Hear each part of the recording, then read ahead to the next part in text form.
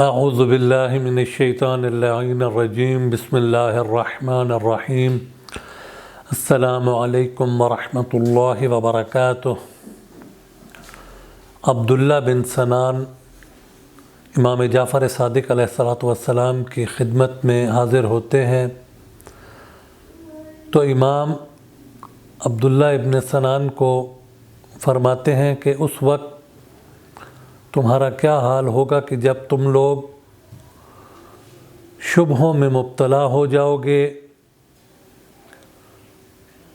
تو نہ تمہارے پاس علم ہوگا کہ جس کے ذریعے تم ان شبہات سے نکل سکو، اور نہ ہی ظاہری طور پر امام ہوں گے کہ جو تمہیں ان شبہات سے نکالیں گے۔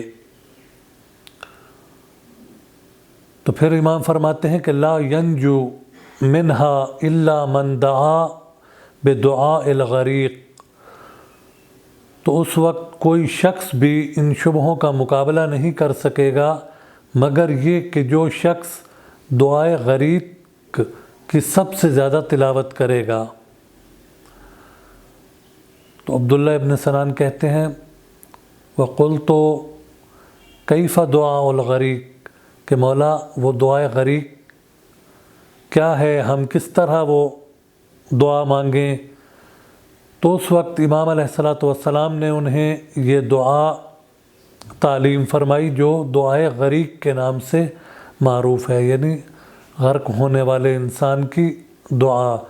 جو شبہات میں پڑا ہوا انسان ہے تو وہ اس دعا کی کثرت سے جو تلاوت کرے گا عصر غیبت میں تو وہ کبھی بھی گمراہ نہیں ہوگا اور ان شبہوں کا شکار نہیں ہوگا۔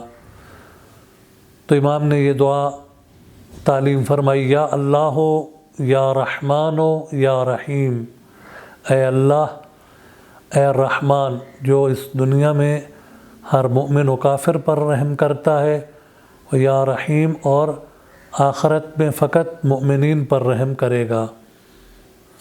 یا مقلب القلوب، اے دلوں کو پھیرنے والے، اے دلوں کو موڑنے والے، ثبت قلبی علی دینک، کہ میرے دل کو اپنے خالص دین پر ثابت رکھ۔ تو امام فرماتے ہیں کہ جو شخص اس دعا کی کثرت سے تلاوت کرے گا عصر غیبت میں، غیبت امام کے دور میں، تو وہ شخص کبھی بھی گمراہ نہیں ہوگا۔